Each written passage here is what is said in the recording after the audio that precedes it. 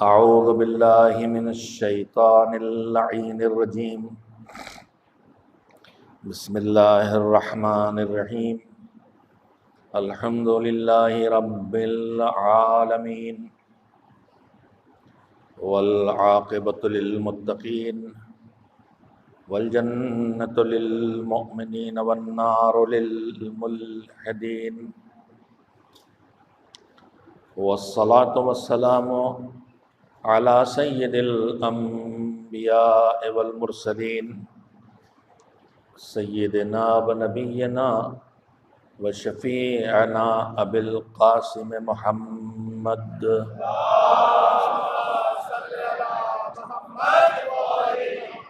و آلہ الطیبین الطاہرین المعصومین المظلومین واللعنۃ الدائمۃ الباقیۃ علی اعدائہم اجمعین من الآن الی یوم الدین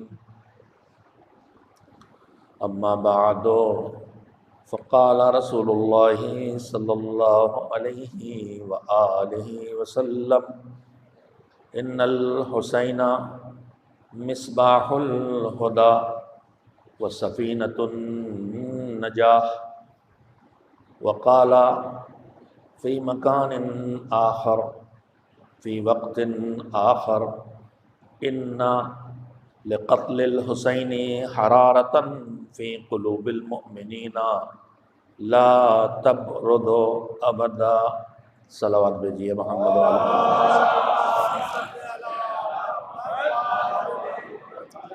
روزانہ کی مانند آپ حضرات کی خدمت میں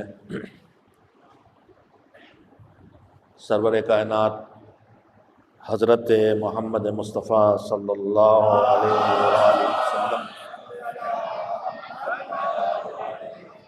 کے دو ارشادات کو پیش کرنے کا شرف حاصل کیا ہے۔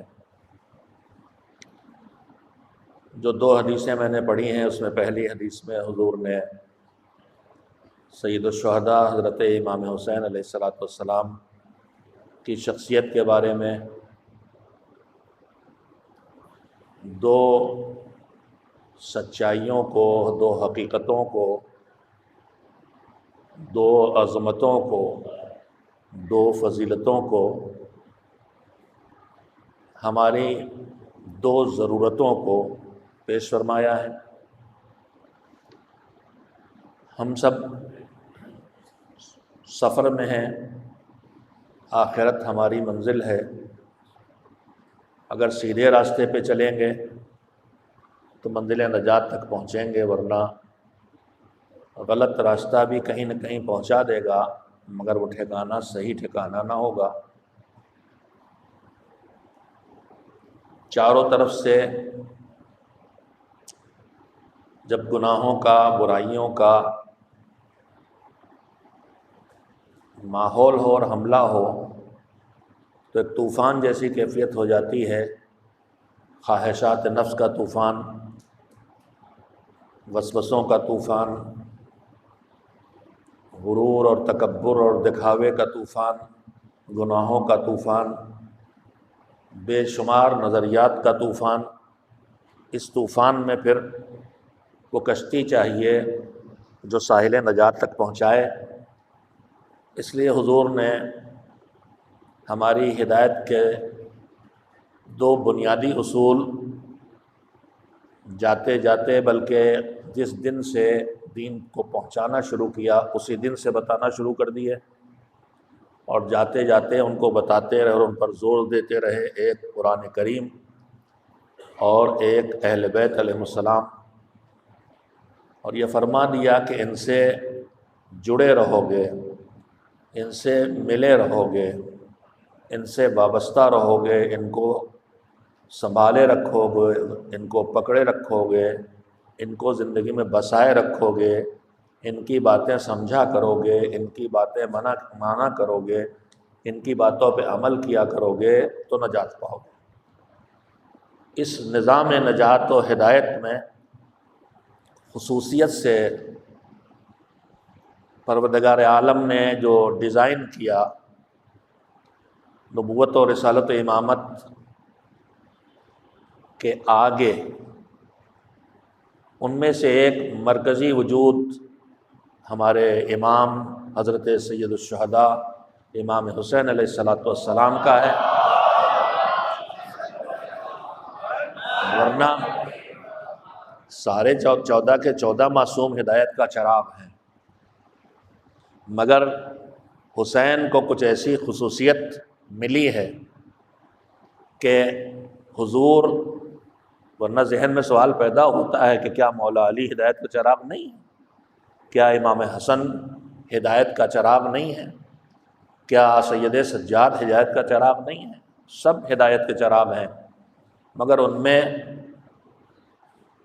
اللہ کے حکم سے جو پیغمبر بولتا ہے اور بغیر حکم خدا کے بولتا ہی نہیں ہے، وہ بتا رہا ہے کہ خصوصی طور پر جو تمہاری ہدایت کا ذریعہ بنایا گیا ہے وہ حسین کو، ہدایت کا ذریعہ بھی حسین ہے اور نجات کا ذریعہ بھی حسین ہے۔ ان الحسین مصباح الہدیٰ، حسین ہدایت کا چراغ ہیں، وسفینۃ النجاح، اور نجات کی کشتی ہیں۔ کہیں کہ چھوٹی چھوٹی سی باتیں بھی ذہن میں آ جاتی ہیں تو میں کہہ دیتا ہوں۔ جو میں نے ابھی یہی حدیث جو پڑھی ہے، ایک لفظ کی طرف توجہ حاصل کرنا چاہتا تھا، کہیں کوئی بات بہتر کی جا سکے تو اسے ہمیں ہمیشہ قبول کر لینا چاہیے۔ سفینۃ النجاح پڑھتا ہوں میں، اردو میں ہم لوگ نجات کہتے ہیں، عربی میں ایک تے ہوتی ہے جسے ہم بھی تے کہتے ہیں، اور ایک عربی میں گول والی تے ہوتی ہے، جب تک اس پر زیر زبر پیش لگا ہو اس سے تے کی آواز نکلتی ہے۔ قرآن تو ہم سب نے ہی پڑھا ہے، اتنا تو سمجھ جانا چاہیے۔ ایک تے وہ ہے جو الف ب تے کے بعد والی تے ہے، اور ایک تے ہوتی جو آخر میں لکھی ہوتی ہے، گول تے جس پر 2 نقطے، گول ہے کھلے منہ کی جس پر 2 نقطے بنے ہوتے ہیں۔ عربی میں ان دونوں کی آواز جب دونوں پر حرکت ہو، یعنی زبر یا زیر یا پیش لگا ہو تو ایک رہے گی، لیکن جب گول والی تے جو ہے یہ ساکن ہو جائے تو یہ تے نہیں پڑھی جائے گی، پھر ہے پڑھی جائے گی۔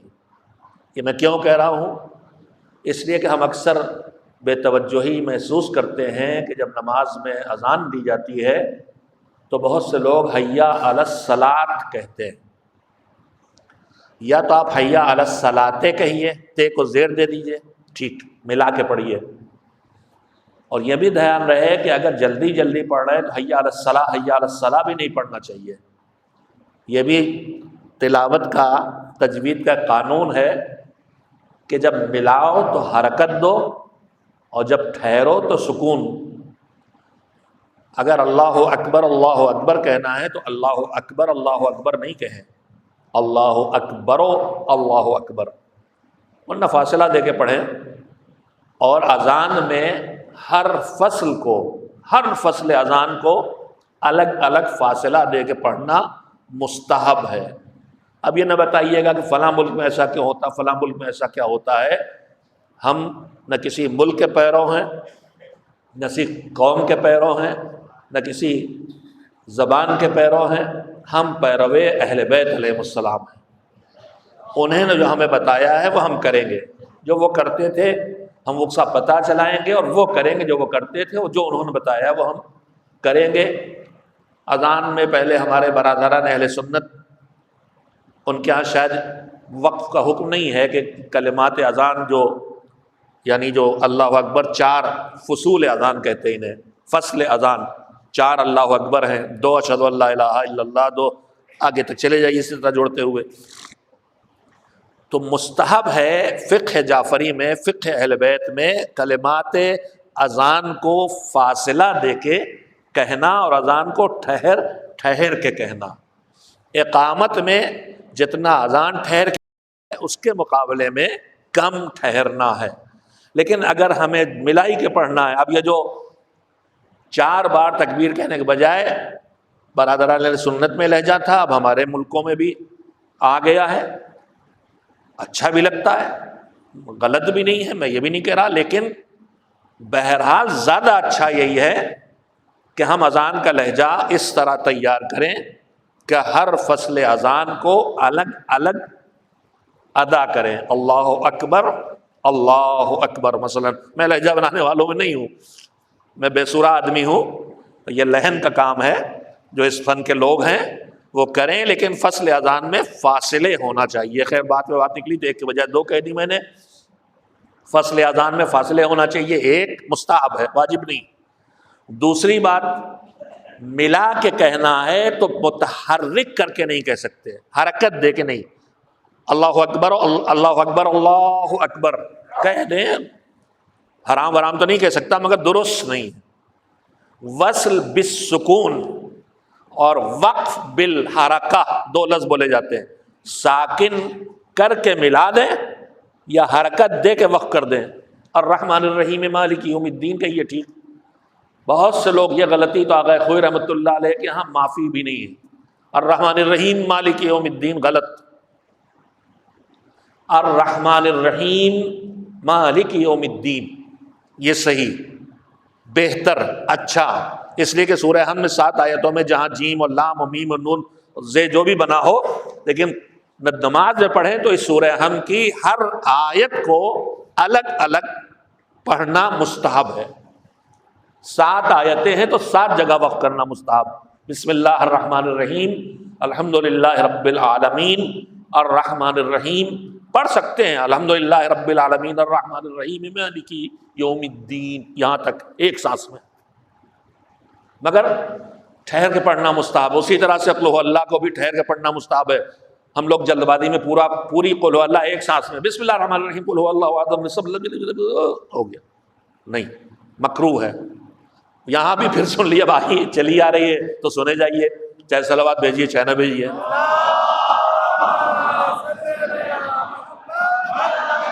اگر ہمیں ملا کے قل هو اللہ پڑھنا ہے، قل هو اللہ احد اللہ الصمد الگ الگ پڑھیں، ملا کے پڑھنا ہے تو پھر تنوین ظاہر کرنا پڑے گی۔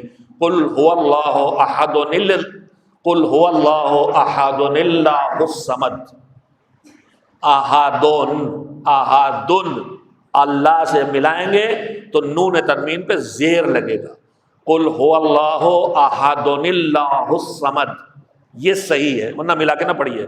خیر پڑھ لیے باطل نہیں ہوگا، لیکن آغا خوئی رحمۃ اللہ علیہ اور اس کے بعد بھی فقہا میں سب کے فتاویٰ پر نگاہ رکھنا بڑا مشکل ہو گیا اس بڑھاپے میرے لیے، یاد نہیں رہ جاتا، لیکن آغا خوئی رحمۃ اللہ علیہ کا حکم تھا کہ یہ الرحمن الرحیم وصل سکون کے ساتھ وصل کرو تو درست نہیں، الرحمن الرحیم مالک یوم الدین، اکثر غلطی کرتے ہم، جلدی کرنا ہے تو پھر اس طرح پڑھیں الرحمن الرحیم مالک یوم الدین، رحیمی مالک یوم الدین۔ ایک صلوات بھیجے محمد و آل محمد۔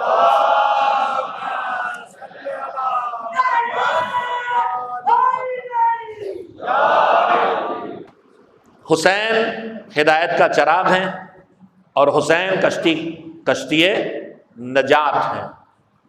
اب جو بزرگوں سے سنتا آیا ہوں وہ بھی تھوڑا تھوڑا سنتے رہیے۔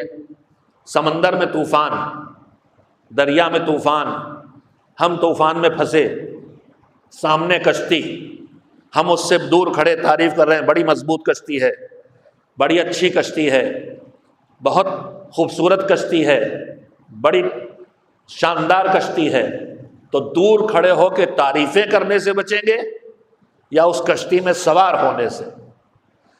کھڑے ہو کے تعریفیں کریں گے، کشتی بہے گی ہم کھڑے ہیں، کشتی رکے گی ہم بہ رہے ہیں، کشتی دائیں مڑی ہم بائیں مڑے، سوار ہوں گے تو جب کشتی چلے گی ہم بھی چلیں گے، کشتی رکے گی ہم بھی رکیں گے، کشتی مڑے گی ہم بھی مڑیں گے، کشتی سیدھی ہو چلے گی ہم سیدھے چلیں گے، کشتی پیچھے جائے گی ہم پیچھے جائیں گے۔ تو پھر سفینۃ النجات ہیں اگر حسین، اور حسین کو پھر میں کہوں گا عجیب عظمت پروردگار نے سید الشہداء کو عطا فرمائی ہے، ورنہ سرکار دو عالم حضرت محمد مصطفیٰ صلی اللہ علیہ وآلہ وسلم نے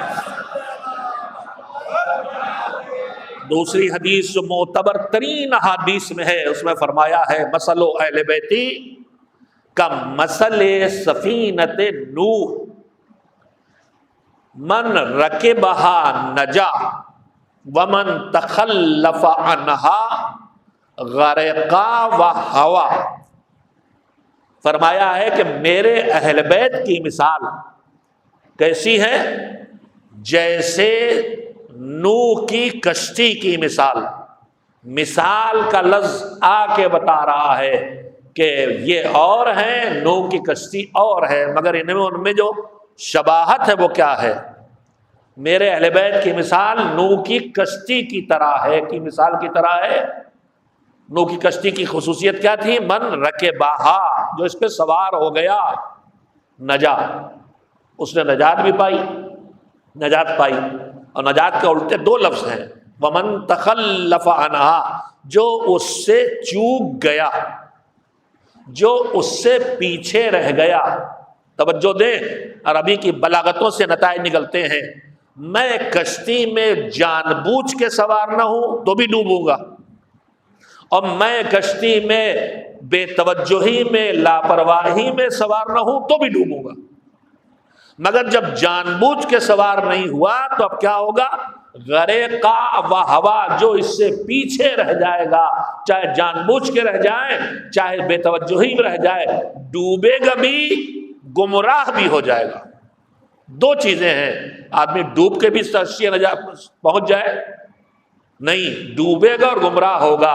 لہذا اہل بیت کے ساتھ رہے، اہل بیت کی سیرت کو اپنایا، ان کے چلن پہ چلے، ان کے نقش قدم پہ چومتے ہوئے آگے بڑھتے رہے تو نجات کی امید نہیں، انشاءاللہ اطمینان حاصل ہوتا ہے، قول پیغمبر ہے۔ لیکن اگر بے پرواہی سے، لاپرواہی سے، بے توجہی سے، جان بوجھ کے سرکشی میں، نہ پہچاننے کسی بھی نتیجے میں اہل بیت کی سیرت پہ عمل نہ کیا، خالی دور کھڑے تعریفیں کرتے رہے، تو نہ کشتی کو دور کھڑے ہو کے تعریف کرنے سے بچاتی ہے، نہ اہل بیت کس صرف تعریف ہمیں بچا سکے گی۔ ہمیں انہیں سیرت کو بھی اپنانا ہوگا اور ان کی طرز زندگی کو بھی اپنانا ہوگا۔ ایک صلوات بھیجیں محمد و آل محمد۔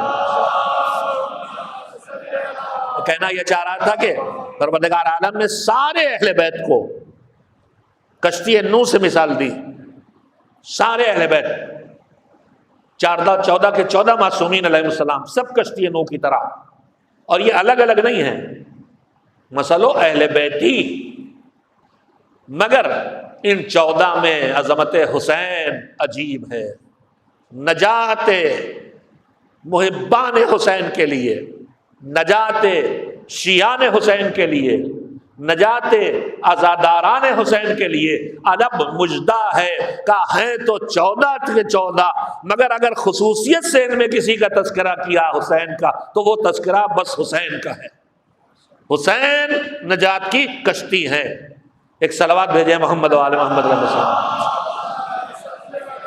دوسرا جملہ جو روز دہراتا ہوں اور جس سے تسلسل گفتگو کا برقرار رکھنے کی کوشش کی جاتی ہے، دوسرا جملہ ہے کہ پروردگار عالم کا یہ دوسرا اہتمام ہے کہ حسین کے امام ہیں، امام کا کام ہی ہدایت دینا، امام کا کام ہی پیغام پہنچانا، امام کا کام ہی گمراہی سے بچانا، امام کا کام ہی بہکتے کو سنبھالنا ہے، امام کا کام ہی بے خبر کو باخبر کرنا ہے۔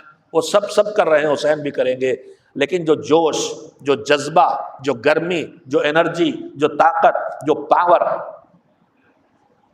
حسین کی شہادت کو اللہ نے دیا ہے، وہ جذبہ، وہ طاقت، وہ پاور کہیں اور نہیں دکھائی دیتا، نہیں ہے۔ میں سنبھل کے سوچ کے بولا ہوں، ہو سکتا ہے کسی ذہن میں الجھن پیدا ہو کہ حسین کو یہ تو آپ بڑھائے دے رہے ہیں۔ نہیں، میں بڑھائے نہیں دے رہا ہوں۔ دیکھیے، جو کچھ چیزیں ہیں، فضائل اور کمالات جو سارے معصومین میں مشترک ہیں، مثلا عصمت، انبیاء و مرسلین سے لے کے ائمہ طاہرین تک، اور جناب مریم اور جناب صدیقہ طاہرہ حضرت فاطمۃ الزہرا سلام اللہ علیہا تک، سب میں مشترک ہے، مگر عصمت کے مراتب میں فرق ہے۔ علم الہی، پروردگار سے ملا ہوا علم مشترک ہے، مگر علم کے حدود میں فرق ہے۔ اس کے بعد سارے سب کو ملے ہوں ایسا بھی نہیں۔ قرآن مجید صاف کہتا ہے تلک الرسل فضلنا بعضهم علی بعض، ہم نے بعض رسولوں کو بعض رسولوں سے آگے بنایا ہے، فضیلت دی ہے۔ یہ اس کے بعد بالخصوص حضرت محمد مصطفیٰ صلی اللہ علیہ وآلہ وسلم اور ان کی آل، اور اس سے پہلے بھی جناب عیسیٰ، جناب موسیٰ، جناب ابراہیم، دوسرے انبیاء و مرسلین، ان کو جو کچھ مشترک کمالات و فضائل ملے ہیں، توجہ فرمائیے گا، اس کے ساتھ ساتھ ان کو اللہ کی مشیت کے تقاضوں کے تحت کچھ ایسی خصوصی فضیلتیں، کمال، شرف، عظمت، ہدایت کے پہلو عطا ہوئے ہیں جو دوسرے کو نہیں ملے۔ توجہ دیجیے گا پوری طرح، کسی کو کسی پر بڑھانے کی بات نہیں ہے، جو ایک اس کو ان کو ملے ان کو نہیں ملے، انہیں خصائص کہا جاتا ہے، خصوصیتیں۔ ہمارے علماء نے خصائص النبی، خصائص حسینی، خصائص علوی، خصائص ائمہ، تمام انبیاء ائمہ علیہ السلام، ان کے خصائص کو، خصوصیتوں کو جو ان کی ذات سے مخصوص ہیں، جمع کیا ہے آیات و روایات، بالخصوص روایات کے سہارے۔ سید الشہداء کے خصوصیات میں جیسے ابھی میں نے بتایا کہ سب چراغ، سب ہدایت کا ذریعہ، سب نور ہیں، سب نور ہدایت ہیں، مگر ان کے لیے کلمہ استعمال ہوا مصباح الہدیٰ، ان کے لیے کلمہ الگ سے استعمال ہوا سفینۃ النجات، اور انہی کے لیے پھر شہادتیں اور بھی ہیں،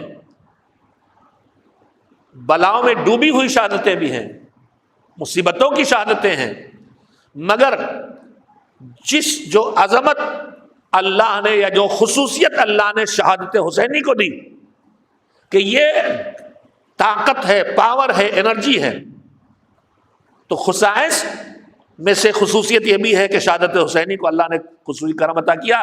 بات آ گئی ہے تو خصائص حسینی، آپ مجلس میں آتے ہیں، مجلس میں آ کے بیٹھتے ہیں، ہم آپ زیارت کرنے جاتے ہیں، آئیے دیکھ لیں کہ سید الشہداء کو اللہ نے جن خصوصیتوں سے نوازا ہے، ان میں سے ایک ہمارے چھٹے امام حضرت جعفر صادق علیہ الصلوۃ والسلام،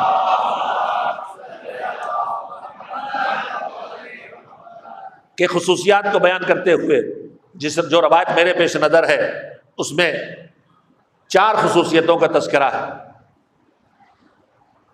آپ اور ہم، توجہ فرمائیے گا، ہم اور آپ دنیا کا کوئی بھی کام کریں، اچھا ہو یا اللہ محفوظ رکھے کوئی گناہ ہو، کوئی برا کام،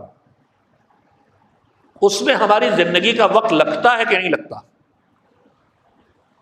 لگتا ہے۔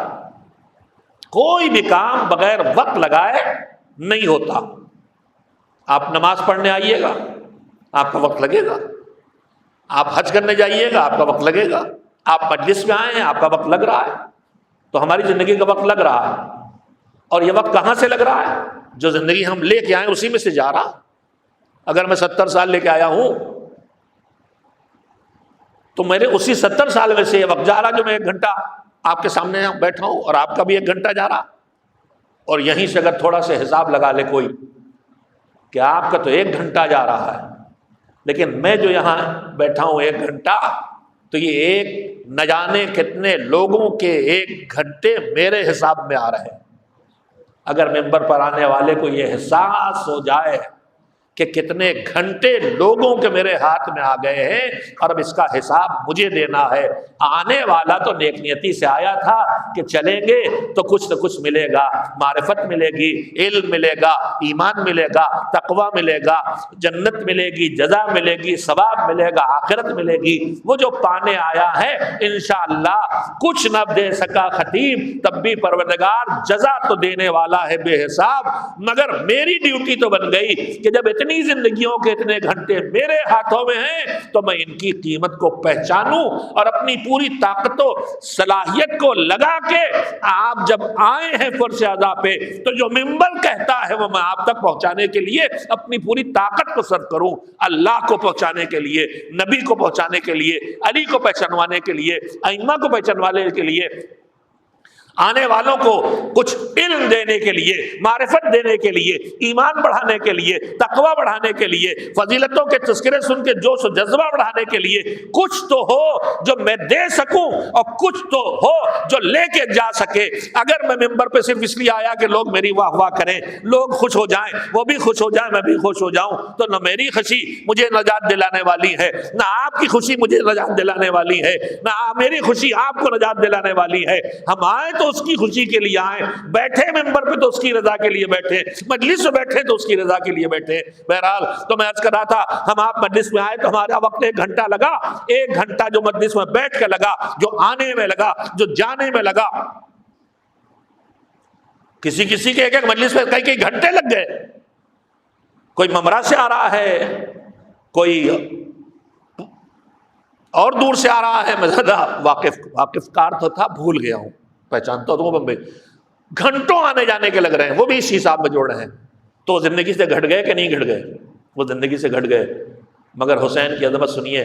ہمارے چھٹے امام نے فرمایا کہ جب کوئی زیارت حسین کے لیے نکلتا ہے، یہ خصوصیت صرف سید الشہداء کے لیے، جب کوئی زیارت قبر حسین کے لیے نکلتا ہے، جب کوئی زیارت کربلا کے لیے نکلتا ہے، جب کوئی زیارت روضہ حسین کے لیے نکلتا ہے، تو اس کی زندگی میں جتنا وقت اس زیارت میں صرف ہوتا ہے، جتنے دن، جتنا مہینے، جتنا اس کا وقت اس زیارت میں صرف ہوتا ہے، وہ اللہ اس کے زندگی سے الگ نہیں کرتا، اسے اتنا وقت الگ سے عنایت کرتا۔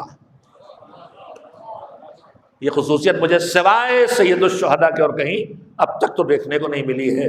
دوسری خصوصیت سن لیں، فرمایا کہ حسین شہید ہوئے، ان کا خون کربلا میں گرا، ان کی قبر کربلا میں بنی، ان کی قبر جہاں دفن ہوئی، جہاں دفن ہوئے وہ قبر تربت حسین، تربت مٹی کہتے ہیں خاک کو، تربت حسین کہلاتی ہے۔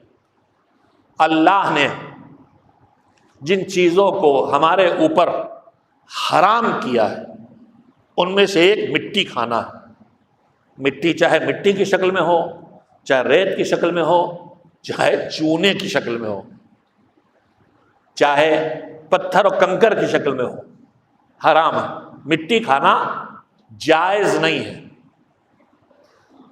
کسی جگہ کی مٹی کھانا جائز نہیں۔ یہ بھی خصائص حسینی میں ہے، خصائص حسینی میں ہے۔ فرمایا کہ اللہ نے کسی بھی خاک جس میں پیغمبر جہاں دفن ہے وہ کچھ عظمت کی کم جگہ ہے، حضرت زہرا جہاں دفن ہے وہ کوئی عظمت کی کم جگہ ہے، مگر اللہ نے خصوصیت صرف سید الشہداء کو عطا فرمائی ہے کہ جہاں جس میں نازنین حسین دفن ہے وہ خاک تمہارے لیے شفا بنا دی گئی، اور کسی خاک میں اور مٹی میں اللہ نے عظمت نہیں رکھی ہے، نہ قبر مصطفیٰ میں، نہ قبر حضرت زہرا میں، نہ قبر امیر المومنین میں، کہیں بھی یہ خصوصیت نہیں ہے۔ یہ خصوصیت صرف حسین کی ہے کہ جہاں وہ دفن ہو جائیں وہاں شفا ہے۔ بات آئی ہے تو یہیں پہ ایک بات اور کہہ دوں، کبھی کبھی ہمارے کچھ بھائیوں کو تعجب ہوتا ہے اس میں شفا، اس مٹی میں شفا کیسے؟ میں اپنے بھائیوں کے لیے کہہ رہا ہوں کہ سیرت و روایات محمد و آل محمد علیہ السلام میں پیغمبر ان کا آل کا نام دیا ہے، جو طریقے بتائے گئے ہیں۔ مومن کی زندگی میں جو مشکلات جن سے ہمیں گزرنا، ان میں سے ایک مشکل وقت ہے انسانی زندگی میں اور مومن کے لیے بھی، ان میں سے ایک مشکل وقت ہے دم نکلنے کا وقت۔ اور اگر دعاؤں میں دیکھا جائے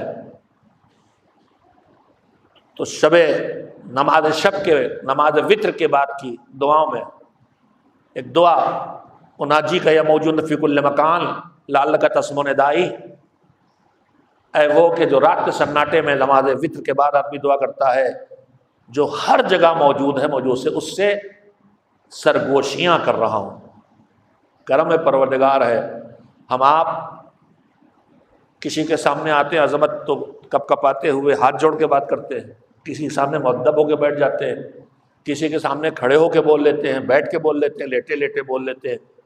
لیکن جب بہت بے تکلفی بڑھتی ہے تب آدمی کانوں میں باتیں کرتا ہے، جسے سرگوشی کہتے ہیں۔ سرگوشی بڑوں کے ساتھ نہیں ہوتی، سرگوشی جن کی عظمت دلوں میں بیٹھی ہو اس سے آدمی خرگوشی کی ہمت نہیں کرتا۔ سرگوشی کی جاتی ہے اس سے جس سے بے تکلف انسان، وہ کریم کتنا کریم ہے، وہ کہتا ہے مناجی کا یا ربی، دعا کرو اے میرے پروردگار، مناجات کر رہا ہوں، سرگوشی کر رہا ہوں، چپکے چپکے بات رہا ہوں، بس تو سنے اور کوئی نہ سنے۔ کیا ہے؟ کوئی طولانی دعا ہے، اسی میں ہے کہ لو لم یکن الموت لکفا کیفا وما بعد الموت اعظم وادھا۔ پروردگار اگر صرف موت ہوتی تو میرے لیے وہی بہت بڑی بلا اور مصیبت تھی اور میرے سدھرنے کے لیے کافی تھی، اور میری پریشانیاں، موت ہی بڑی پریشانی تھی۔ مگر کیفا، مگر مالک میں تو بالکل بے کس ہوں۔ کیفا وما بعد الموت اعظم وادھا، موت کے بعد کے مرحلے اور بڑے ہیں، اور دہشتناک ہیں، اور پریشان کن ہیں۔ تو موت، جن پریشانیوں کا سلسلہ حیات دنیا ختم ہونا شروع ہوتا ہے، جن پریشانیوں کو بدلا جا سکتا ہے، ان میں سے ایک موت ہے۔ موت دشوار ہوتی ہے، دشوار ہو، دم نکلنا دشوار ہو، تو ہم آپ اتنے آداب بچپن سے بزرگوں سے سیکھتے ہوئے آئے ہیں کہ جب کسی کے احتضار کا وقت ہو جائے، دم نکلنے لگے، تو واجب کام یہ ہے کہ اسے قبلے کی طرف قبلہ رخ لٹا دیا جائے گا۔ یہاں مطلب وہ نہیں ہے جو قبر میں ہے، یہاں قبلہ رخ لٹا دیا جائے یعنی اس طرح لٹایا جائے کہ دونوں پیروں کے تلوے کعبے کی طرف ہوں۔ جب قبر میں جائیں گے تو قبلہ رخ کا مطلب یہ ہے کہ اب کروٹ لٹایا جائے گا، اس طرح کے پورے بدن کا اگلا پورا حصہ، صرف چہرہ نہیں، پورا حصہ بدن کا کروٹ لٹا کے قبلہ رخ، قبلے کی طرف۔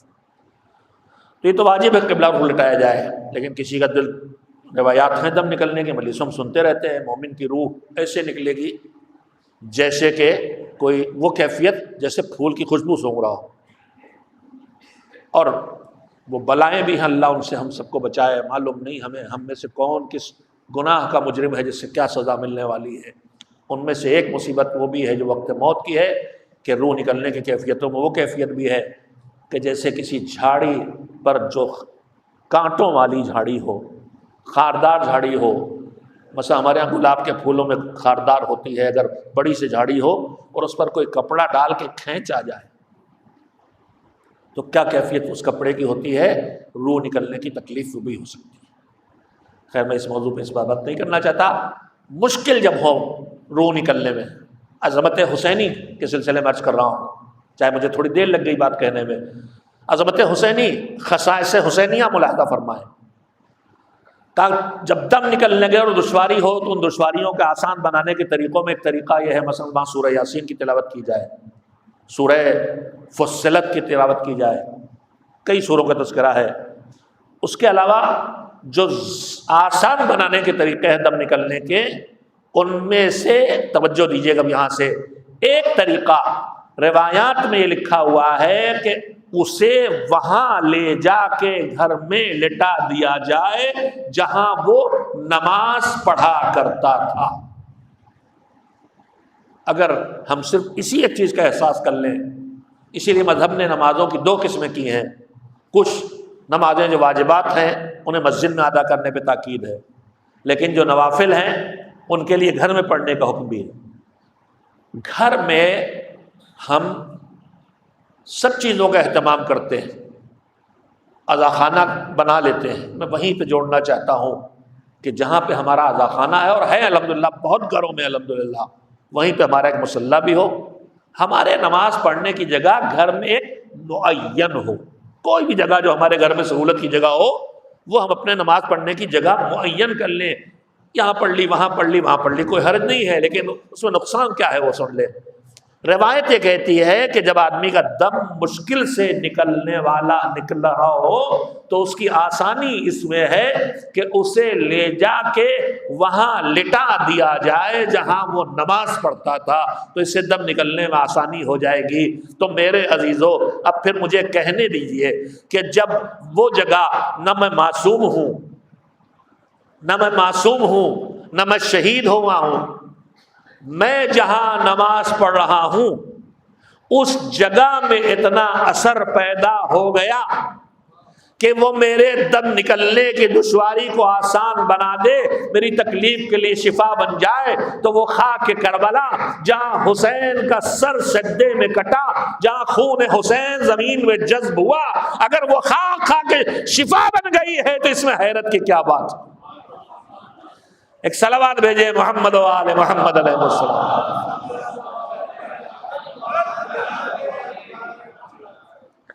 خصائص حسینیہ میں ایک روایت عرض کر رہا ہوں کہ کوئی حیرت نہیں ہے کہ اگر وہ سفینہ نجات خصوصیت سے انہیں کہا اس رسول نے، اگر کوئی حیرت نہیں ہے اگر انہیں مصباح الہدیٰ کہا ہے، کوئی حیرت نہیں ہے کہ اگر ان کی شہادت میں وہ حرارت رکھ دی کہ جو کبھی کم ہونے والی نہیں ہے، اس لیے کہ ہر ایک کو خصائص ہیں۔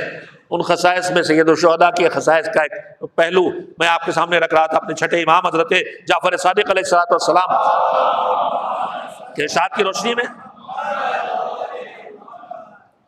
پہلی خصوصیت، ان کی زیارت میں جو وقت لگے گا وہ میری زندگی سے کم نہیں ہوگا۔ دوسری خصوصیت، ان کی تربت میں اللہ نے شفا رکھی ہے۔ ہمارے مذہب میں قیاس نہیں ہے، آگے یہ بات تو کہہ دوں، ہم کسی چیز کا متبرک ہونا الگ ہے، لیکن ہر متبرک چیز کا ہر طرح استعمال کیا جائے وہاں شریعت کو دیکھنا پڑے گا۔ شاید ابھی میری بات واضح نہیں ہوئی۔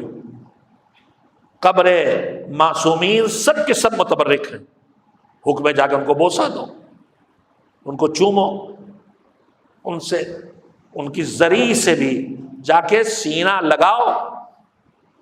خانہ کعبہ کے لیے حکم ہے، اپنا سینہ اپنا پیٹ چسپاں کر کے کہاں جو علی کا لیے بنا تھا دروازہ وہاں، پورے بدن کو خانہ کعبہ سے کہاں چسپاں کرو؟ جہاں سے علی نکلے تھے وہاں۔ اللہ نے جوڑا توحید سے، مگر توحید سے اس طرح جوڑا کہ ولایت سے بھی جڑ جاؤ۔ پورے بدن کو، خاص کر کے سینے اور پیٹ کو، پشتے خانہ کعبہ پر، وہیں جہاں شگاف ہے، رکنے، میں حافظ اتنا کمزور، شبہ ہونے لگتا ہے، رکن یمانی میرے خیال سے وہ ہے، مجھ سے غلطی ہو تو علماء خود صحیح کر لیں گے، اس کا نام رکن یمانی ہے جہاں تک مجھے یاد ہے، جہاں خانہ کعبہ جو حجر اسود والا پچھلا حصہ ہے وہیں پہ شگاف ہے پورا، وہاں پہ چسپا کر کے دعا کرو، تو وہاں بھی متبرک ہے۔ وہ غلاف اس سے مس رہا ہے، وہ متبرک ہے۔ یہ سب متبرک ہے، لیکن ہر متبرک چیز کا کھا لینا یہ قانون شریعت دیکھنا ہوگا۔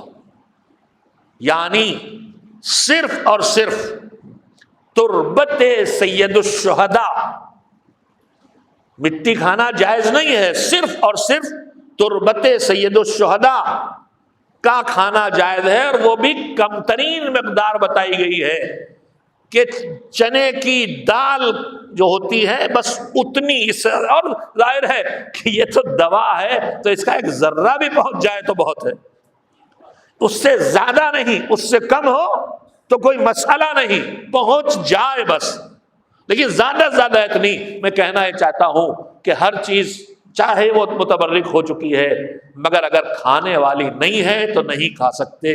مٹی کہیں کی بھی ہو، صرف خاکے قبر حسینی، تربت حسینی، کربلا بھی نہیں، پورے روزے کی قبر بھی نہیں، مسائل تو پڑھیں۔ تربت حسینی کی حدود فقہا روایت کے سہارے طے کی ہیں، جہاں تک میری یادداشت، آیت اللہ العظمیٰ سیستانی کی تحقیق کے مطابق کہ قبر حسینی کے ارد گرد 3 میٹر تک کا فاصلہ تربت میں شمار کیا جائے گا۔ روایات کے سہارے ایسی چیزیں ہمارے فقہا ہم سے ہماری مدد کے طور پہ بتا دیتے ہیں۔ اس کے علاوہ کوئی مٹی کھانا جائز نہیں ہے، اب ہم کہیں کی بھی تبرک کے لیے لے آئیں، لے آنکھوں سے لگائیں، چومیں محبت میں، سروں پہ رکھیں، جو جی چاہے کریں، لیکن کھا نہیں سکتے۔ جب ہم راکھ کسی چیز کے نہیں کھا سکتے، نہیں کھا سکتے۔ اللہ نے جو قانون بنایا ہے، تو ہمیں ان باتوں کا خیال رکھنا چاہیے۔ ہمارے مذہب میں قیاس ہے ہی نہیں کہ یہاں ہے حکم تو یہاں بھی ہم لگا لیں، یہ متبرک ہے تو وہ بھی متبرک ہے، ٹھیک ہے، اس کا تبرک اپنی جگہ بالکل ثابت۔ اور بھائی ابھی آئی ہے بات، میں بھی تھوڑے سے لوگ تھے، اب آن لائن بھی جا رہا ہے، زیادہ لوگ سن لیں۔ جو ہمارے بزرگوں نے ایک طریقہ اپنایا جذابیت پیدا کرنے کا کہ کیسے لایا جائے، تو لانے کے لیے سب ایک ہی طرح کے نہیں ہوتے کہ سب اللہ کے لیے آ جائیں، دین کے لیے آ جائیں، آخرت کے لیے آ جائیں، حسین کے لیے آ جائیں، علی کے لیے آ جائیں، فاطمہ کے لیے، حضرت محمد مصطفیٰ صلی اللہ علیہ وسلم کے لیے آ جائیں۔ انسانی طبیعت میں ایک چیز ہے کہ کھلانے پہ بلاؤ تو آئے گا، جس کی طرف خود سرور کائنات نے ابتدائے تبلیغ میں طریقہ بتا دیا، پہلے کھلاؤ پھر بتاؤ۔ ہمارے بزرگوں نے شاید وہیں سے یہ سلیقہ سیکھا اور مجالس میں نام حسین پر تقسیم شروع کی۔ اب اس کو مختلف جگہوں پہ مختلف لفظوں سے تعبیر کیا جاتا ہے۔ ہمارے گاؤں میں، ہمارے علاقوں میں اسے مجلس کا حصہ بھی کہتے ہیں۔ حصہ لیا کہ نہیں لیا؟ تبرک تو بولتے ہی، ابھی میرے زبان سے خود ہی آ گیا، تبرک کو حصہ کہتے ہیں، تبرک ہم سب کہتے ہیں۔ ادھر اسی کو کبھی نظر کبھی نیاز کہتے ہیں، نیاز تقسیم ہوگی، نظر مولا ہوگی، الگ الگ کلمات کی تعبیر ہے، سب کا اپنا اپنا پیغام ہے۔ لیکن لفظ تبرک جو آیا ہے، ہمارے بزرگوں کی بول چال، جو بول چال بنتی ہے اور جو زبان وجود میں آتی ہے اور جو الفاظ ڈھلتے ہیں اور جو اپنے معنی دیتے ہیں، وہ کوئی نہ کوئی ان کے پیچھے پیغام ہوتا ہے۔ روٹی یا بٹی تبرک، نمک پارے بٹے تبرک، بسکٹ بٹے تبرک، لائی چنے بٹے تبرک، پانی بٹا تبرک، بریانی بٹی تبرک، سب تبرک ہے۔ تبرک کا مطلب کیا ہے؟ میں نے کل مسلسل بات کی ہے، روٹ ورڈز ہوتے ہیں، اصل لفظ ہوتا ہے، اس سے الفاظ بنتے، ڈھانچے بدلنے سے معنی بدلتے ہیں۔ تبرک کی کا روٹ ورڈ ہے برکہ، برکت، جسے اردو میں ہم کہتے ہیں برکہ۔ اب برکت پیدا کرے، برکت آئے، ہم کہتے ہیں آپ کو مبارک ہو، یعنی برکت آپ کے ہاں آئے۔ ایک ڈھانچے بدلتے ہیں، وہ پورا میں ظاہر ہے یہ صرف علم صرف کہلاتا ہے، گرامر کا ایک پارٹ ہے عربی کا، وہ نہیں پڑھانے بیٹھا، لیکن بہرحال جیسے کلفہ تکلیف، ذمہ داری، اس سے تکلف یعنی زور زبردستی کر کے لادنا، کوشش کرنا اس کیفیت کو پیدا کرنے کی۔ اسی طرح سے برکہ سے تبرک کا لفظ جو بنا ہے، اللہ کرے کہ میں کہہ سکوں، برکہ سے تبرک کا لفظ بنا، اس کا مطلب یہ ہوتا ہے وہ برکت حاصل کرنے کی کوشش کرنا۔ تو ہمارے بزرگوں نے تجربوں کے بعد روٹی بٹی، لائی بٹی، چنے بٹے، بتاشے بٹے، بسکٹ بٹے، نان خطائی، جو بھی بٹا گھروں میں لائے، گھروں میں لائے تو انہیں تجربہ ہوا کہ یہ آتا ہے تو برکت آتی ہے، تو اس کا نام رکھ دیا تبرک۔ تو اب میں ایک جملہ کہنا چاہتا ہوں، اگر تجربے نے ہمارے بزرگوں کو بتایا کہ جو نام حسین پہ آئے، جو حسین کے ہاتھوں سے نہیں آیا ہے، کسی غلام حسین کے ہاتھوں سے، کسی حسین کے شیدائی کے ہاتھوں سے آیا ہے، نام حسین پہ آیا ہے، اس میں اتنی برکت ہے، تو پھر عزاداران حسین جو خود دست حسین سے ملا ہے، جو ید حسین سے ملا ہے، وہ دین ہے، اس دین کو اپنے گھروں میں لے کے آؤ، اس نماز کو لاؤ، اس روزے کو لاؤ، اس پیغام کو لاؤ، تو دیکھو تمہاری زندگیوں میں کتنی برکت پیدا ہو جاتی ہے۔ ایک صلوات بھیجیں محمد و آل محمد علیہ وسلم۔ بات تبرک کی آئی تھی، ابھی مولانا جناب روح ظفر صاحب نے، اللہ ان کو سلامت رکھے، حق گو انسان ہیں اور برجستہ متوجہ کرتے ہیں، برسوں سے یہاں ہیں، اور یہی نہیں پورے ہندوستان میں ہمیں دیکھنے کو ملتا ہے۔ الحمدللہ ہماری قوم اتنا بانٹتی ہے، اتنا بانٹتی ہے کہ جن کو ملتا ہے وہ سب اسے نہیں استعمال کر پاتے، انہوں نے 2-3 باتیں کہیں، ہم توجہ دیں. دیکھیے ہم بہت بے توجہی کر جاتے ہیں. ابھی انہوں نے جو بہت باریک بات کہی ہے، اکثر ہم میں سے اکثر لوگ ہم دیکھتے ہیں پلیٹ میں کھانا لے لیا چھوڑ کے اٹھ گئے. تبذیر ہے یہ، اسے تبذیر کہتے ہیں. تبرکی کے نام پہ نہیں، کھانا اپنے گھر میں بھی کھا رہے ہیں. ہم بہت بڑے مالک ہیں، ہمارا مال بک رہا ہے نا، تمہیں اجازت نہیں ہے. اتنا ہی نکالو جتنا کھا کے ختم کر سکو، پلیٹ میں نہیں چھوڑیں. یہ تبذیر ہے، حرام ہے سیدھے سیدھے. تہذیب کچھ ہے ہماری، کلچر کچھ بن گیا، اسلام کچھ ہے. بڑے فاصلے ہو گئے. ہم جب بچپن میں گویا بڑے کیے جا رہے تھے تو سلیقے سکھائے جاتے تھے. ان میں ایک سلیقہ یہ بھی تھا، جو کلچرڈ لوگ ہیں ان کی پہچان تھی کہ چائے پئیں تو آخر میں 2 گھونٹ چھوڑ دیں، کھائیں تو 2 لقمے چھوڑ دیں. اور جو ہم دیسی دیہاتی لوگ آخری گھونٹ جب صاف کر دیتے تھے پیالی، انگلیوں سے چاٹ لیتے تھے پلیٹ، تو کہلاتے دیہاتی لوگ ہیں. یہ کلچرڈ نہیں، ان کلچرڈ ہے. اب یہ کلچرڈ ان کلچرڈ جس کا جو چاہے کہے، مگر 1400 صدیوں پہلے جو ہمارا پیغمبر کلچر دے گیا ہے، وہ کلچر یہ دے گیا پلیٹ بھی صاف کرو، انگلیاں بھی چاٹو، ضائع نہ ہونے پائے.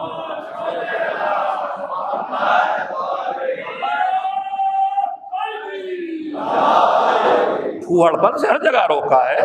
اس طرح نہ چاٹو کہ پوری دنیا سنے کہ انگلیاں چاٹی جا رہی ہیں. لیکن صفائی کرو. کتنی باریک ہے ہماری مذہب کی نگاہیں. گوشت کھا رہے ہو ہڈی والا. اب 2 جگہ ہو سکتی ہیں.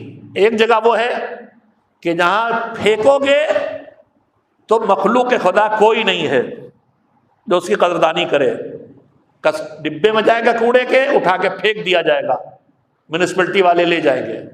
ایک جگہ وہ ہے کہ باغ میں، کھیت میں، میدان میں کھا رہے ہو تو بڑی مخلوق خدا ہے. چیٹیوں سے لے کے پرندوں تک کتنی مخلوق خدا ہے. تو جہاں کوئی مخلوق خدا نہ ہو وہاں ہڈی صاف کر دو، جہاں کوئی مخلوق خدا ہو وہاں تھوڑا سا چھوڑ دو اس میں.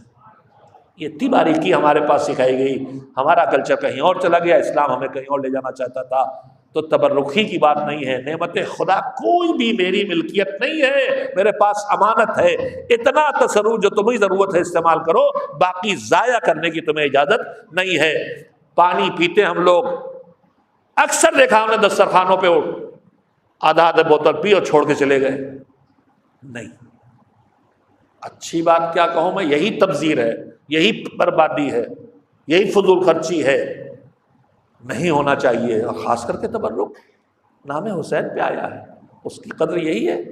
لہذا اتنا ہی ہم لیں جتنا ہم استعمال کر سکیں، یا جہاں پہنچا سکیں وہاں پہنچا دیں. اپنے گھر میں لے جائیں، اڑوس پڑوس دیکھیں کون ہے، کسی کو لے جا کے پہنچا دیں. میں یہاں پہ ایک فقہی مسئلہ دماغوں میں اٹھتا ہے کہ کیا نام حسین پر جو تبرک ملا ہے، کیا ہم اسے غیر فقہ اہل بیت کے ماننے والے کے علاوہ دے سکتے ہیں؟ غیر شیعہ کو صاف صاف کر دوں، غیر مسلم کو دے سکتے ہیں کہ نہیں؟ فقہ میں اس کے اوپر کوئی پابندی نہیں ہے. میں نے ایک دن شاید یہاں کے مجلس یا کہیں پڑھا ہے، میں پھر دوہرا دوں آج، کہ ہمارے ہاں تو نہ جانے کیسی پابندیاں. دیکھیے ان کو لانا ہے. ذوالشیرہ میں رسول اللہ نے کن کو کھلائے تھے؟ وہ صاحب ایمان نہیں تھے. ان کو لانا ہے، ان کو کھلانا ہے. کھلاؤ تو آئیں گے. ہمارے بزرگوں نے تبرک رکھا ہی اسی لیے تو کھلاؤ. آپ کے پاس ہے، آپ اپنے پڑوسی کے لے جا کے دے دیجیے. بتائیے، پوچھے کیا کہو، میرے مولا حسین کے نام پہ بٹا ہے. اسے حسین سے جوڑو، تو کسی نام سے جوڑو. فقہی مسئلہ دماغ میں ہوتا ہے کہ جائز ہے کہ ناجائز. بہت فتوے پوچھے گئے ہیں. قربانی کا گوشت جس کی معین ہے مصرف، وہاں پوچھا جاتا ہے. قربانی کے گوشت کے 3 مصرف ہیں. ایک اپنے لیے رکھو 1/3، 1/3 غریبوں کو دو، اور 1/3 سارے مسلمین کو دو. اس تقسیم میں غیر مسلم کا تذکرہ نہیں ہے. اب اس کے لیے پوچھا جا گیا اور استفتاء میں جواب آیا کہ ہاں آپ دے سکتے ہیں. اس سے کوئی اس کی اہانت نہیں ہو جاتی اس کے پاس جانے سے. نام حسین پہ جا رہا. میں نے کہا تھا نام حسین نہیں، نام زہرا نہیں، دست زہرا سے جو روٹی گئی جس پہ سورہ دہر آیا، وہ روٹی کس کے ہاتھوں میں گئی تھی؟ ایک دن مسکین کے ہاتھ میں، ایک دن یتیم کے ہاتھ میں، ایک دن اسیر کے ہاتھ میں. مسکین مسلمان تھا مدینے کا، معلوم نہیں ہے کہ وہ مسکین اہل بیت سے وابستہ تھا کہ نہیں. یتیم مسلمان تھا مدینے کا، معلوم نہیں ہے کہ مدینے کا معلوم نہیں وہ یتیم مسلمان کا یتیم تھا یا کسی یہودی یا عیسائی کا یتیم تھا، اس لیے کہ وہاں وہ بھی رہتے تھے۔ اور اسیر، تو اسیر وہاں کون تھا؟ اس وقت جیل نہیں تھی، جیل میں چور اور ڈاکو نہیں رکھے جاتے تھے، وہاں اسیر صرف یہ ہوتا تھا جو دشمن اسلام لڑنے آیا ہے، کافر حربی ہے، مارنے آیا ہے، وہ گرفتار کیا جاتا تھا۔ دشمن دین کافر ہے وہ رکھا جاتا تھا مدینے میں، وہ آیا ہے مانگنے کے لیے۔ تو اگر دست زہرا کی پکائی روٹی کافر حربی کو دی جا سکتی ہے تو پھر نام زہرا، نام حسین پر پہنچاؤ جہاں تک پہنچا سکو۔ کہاں کون سا اثر ہو جائے، اس میں برکت ہے تو یہ اندر جا کے بھی کام کرے گا، اس میں محبت ہے تو ہاتھوں سے پہنچاؤ گے تو دلوں کو جوڑے گا۔ ایک صلوات بھیجے محمد و آل محمد۔ پہلی بات، اتنا لیں جتنا استعمال کر سکیں۔ ہمارے ہاں بہت سے دماغ ہم میں بہت لوگ ہیں باسی نہیں کھاتے، باسی نہیں کھاتے، پھر کیوں کہتے ہو کہ سوکھی ہوئی روٹی جو کی توڑ توڑ کے علی کھاتے تھے؟ وہ کیا تازی ہوتی تھی جو توڑ توڑ کے کھاتے تھے؟ پھر کیوں بتاتے ہو کہ ستو کی تھیلی پہ مہر لگی ہوئی ہے، عید کے دن کھا رہے ہیں رسول؟ کیا کیوں مہر لگا دی؟ کیا کوئی نکال لے گا؟ نہیں، کہا کوئی محبت میں اس میں گھی نہ ملا دے۔ تو ہم علی تو نہیں بن سکتے، نہیں بن سکتے۔ وہ بصرے میں، بات لمبی ہو گئی، وقت بھی ختم ہو گیا، جنگ جمل سے واپسی میں بصرے کے گورنر کے پاس گئے، پہلے اس کا بڑا گھر دیکھ کے وہیں نصیحت کر دی، جو مولا کا ساتھی، کوئی مروت نہیں، اتنا بڑا گھر بنایا ہے تو یہ کس کام کا ہے؟ اب اسے آخرت کے لیے استعمال کر، یہاں غریبوں کی مدد ہو، یہاں مہمان ٹھہرے۔ اس نے چھوٹے بھائی کی شکایت کی، علا ابن زیاد دنیا دار چھوڑ چھاڑ کے ٹاٹ واٹ پہن کے سوکھی روٹی کھاتا ہے، گھر میں بیٹھا مجلس میں بیٹھا اللہ اللہ کرتا، بیوی بچوں سے کھانے پینے سے کوئی مطلب نہیں۔ بلوایا، اس کو سمجھانا شروع کیا، اس سے کہا تیرے پر شیطان غالب آ گیا ہے جو تم نے دھندا کر رکھا ہے یہ سب۔ وہ نہیں مان رہا، کہا آپ بھی تو کر رہے ہیں، آپ بھی تو یہ سب کرتے ہیں روکھی سوکھی۔ مولا نے کہا کہ تیرے پر شیطان غالب آ گیا ہے، میں امام ہوں، میں امام ہوں، جو میری امت میں لوگ جو کمزور ترین مزید زندگی اس کی ہوگی، تیرے لیے نہیں ہے، تیرے بس کی نہیں ہے۔ جملہ ہے وہ سب سے کہہ رہے تھے اس سے، لیکن سنیے، لیکن اعینونی بالتقوی، مگر میرے شیعو تم میرے جیسے تو نہیں بن پاؤ گے، لیکن تقوی کے ذریعے اپنے علی کی مدد کرو۔ بہت بڑا جملہ ہے، بہت بڑا جملہ ہے، جو کائنات کا مشکل کشا ہے، جسے ہماری مدد کرنا ہے، وہ کہہ رہا تمہیں ہماری مدد چاہیے تو تم تقوی کے ذریعے ہماری مدد کرو، تم تھوڑا تقوی والے بنو گے، باقی کمیاں میں پوری کر دوں گا۔ تو بعد میں بات نکلتی رہی، میں آپ سے کہتا چلا گیا، اس تبرک کو اتنا لیں جتنی ہمیں ضرورت ہے، اور جو زیادہ لینا چاہتا ہے اسے ہٹائیں نہیں، اسے زیادہ دے دیں۔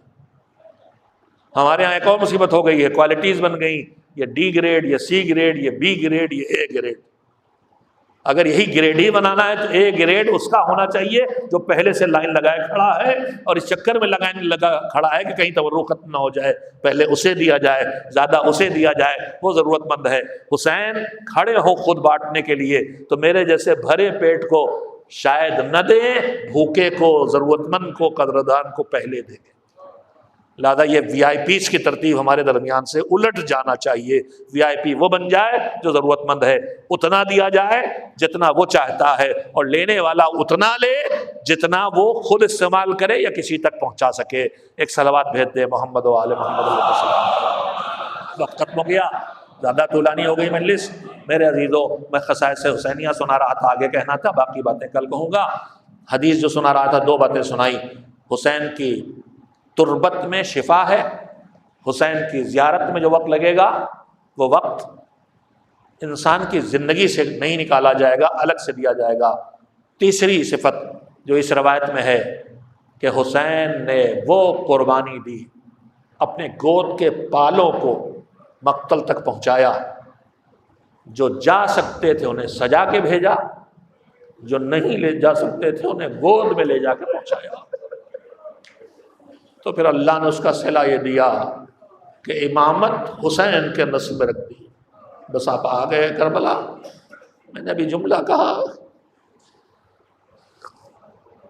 کربلا میں سارے شہداء کے بیچ میں ایک مجاہد ہے جس کو وہ خصوصیت ملی ہے جو کسی کو نہیں ملی. ہر مجاہد اپنے پیروں پہ جا کے لڑا مگر یہ ننھا مجاہد ابھی تو گھٹنیوں چلنے کی منزل میں آیا تھا. ہر مجاہد کے پاس تلوار تھی، نہیں تو نیزہ تھا، نہیں تو تیر کمان تھا، نہیں تو خالی ہاتھ میں پتھر تھے. مگر یہ مجاہد اتنا چھوٹا تھا کہ ننھے ننھے ہاتھوں سے بھی کچھ نہیں کر سکتا تھا.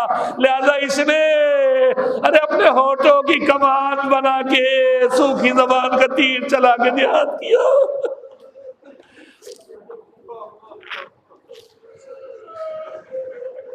اپنے پیروں پہ نہ گیا تو فرمائش کی، یاد دلایا، بابا ابھی میں باقی ہوں، مجھے تو پہنچا دو. مدینے سے حسین کا قافلہ نکل رہا ہے، بیویاں سوار ہو چکی ہیں، چاروں طرف پہرے میں سفر شروع ہو چکا ہے. مگر حسین کی ایک بیٹی بیمار ہے اور اتنی بیمار کہ سفر کے لائق نہیں. فاطمہ نام ہے حسین کی ہر بیٹی کا. یہ بڑی فاطمہ ہے کہ چھوٹی فاطمہ ہے؟ بظاہر یہ بڑی فاطمہ ہے، فاطمہ کبریٰ، چاہے انہیں فاطمہ صغریٰ کے نام سے بھی یاد کر لے. یہ فاطمہ بیمار ہے. چھوٹی فاطمہ سکینہ ہے جو کربلا آئی ہے. یہ فاطمہ بیمار ہے، ساتھ جانے کے لائق نہیں، سفر کی طاقت نہیں بدن میں. رخصت ہو کے قافلہ چل پڑا. ایک بار قافلہ آواز دی کہ روکو روکو روکو. کیا ہوا کیا ہوا؟ کہا حسین کی بیٹی بے چین ہو کے پھر نکل آئی ہے ملنے کے لیے. قافلہ رکا، ہماریاں سواری بیٹھی، ہماریوں سے بھی بھائی نکلی، ایک ایک سے فاطمہ رخصت ہونا شروع ہوئی. پہنچ گئی رباب کے پاس. چند دنوں کا بھیا اماں کی گود میں. کہا ایک بار پیار کر لوں، لے کے گلے سے لگایا، سینے سے لگایا، چمٹایا، بوسا دیا، کلیجے سے لگایا، کھڑی رہی. رباب نے کہا بیٹا اب دیر ہو رہی ہے، رخصت کرو. کہا اماں میں دے دوں گی اگر اصغر آپ کے پاس چلے جائے تو چلے جائیے. ماں نے گود پھیلائی، آجا میرے بچے، دیر ہو رہی ہے، چلے. اصغر بہن کے کلیجے سے لپٹے. زینب آئی، ننھی بہن آئی، سکینہ آئی، آ میرے ساتھ میرے بھیا، میں تجھے لے چلوں گود میں. آپا کی گود سے نہیں، راضی نہیں. دیر ہوئی، حسین آئے. کیا ہوا؟ کہا اصغر فاطمہ کی گود میں ہیں، سینے سے لگے ہیں، کسی کی گود میں آنے پہ تیار نہیں ہے. حسین آگے بڑھے، حسین آگے بڑھے. آجا میرے لال، میری گود میں آجا. نہ جانے اصغر نے بہن کے سینے سے لگ کے دل کی دھڑکن میں کیا تکلیف محسوس کی کہ بہن کا سینہ چھوڑنے میں تیار نہیں. حسین نے آگوش پھیلائی، آجا میرے لال آجا. بچہ اپنی بہن کی گود سے باپ کی گود میں نہیں آتا. ایک مرتبہ جھکے حسین، کانوں میں کوئی جملہ کہا، ہمک کے اصغر حسین کی گود میں آ گئے. کیا کہا تھا؟ عصر عاشور پتہ چلا جب میدان میں جا کے آواز دی حل من ناصر ینصرنا، خیموں میں کوہرام بچا. واپس آئے بھی حسین زندہ، اتنی بے چینی کیوں؟ کہا اصغر چوتھا دن ہے، سو رہا ہے، غش میں پڑا ہے. ارے تڑپ کے جھولے سے گرایا، تڑپ کے جھولے سے گرایا، اب کسی گود میں چین نہیں لیتا. حسین سمجھ گئے ارے مدینے کا وعدہ پورا کرنا ہے. حسین نے کہا ٹھیک ہے میرے لال، نہ چلو کربلا، مگر جب اکیلا حسین ہوگا، کوئی نہ ہوگا تو کون حسین کی بات کو پورا کرے گا؟ اصغر ہمک کے آ گئے گود میں، گلے پہ تیر کھا کے بابا تمہاری مدد کریں گے. تڑپ کے کہہ رہے بابا مقتل میں لے چلو. حسین مقتل میں لائے، گود میں 3 پھلوں کے تیر سے. ارے روایت کے جملے سنیں گے، من الاذن الى،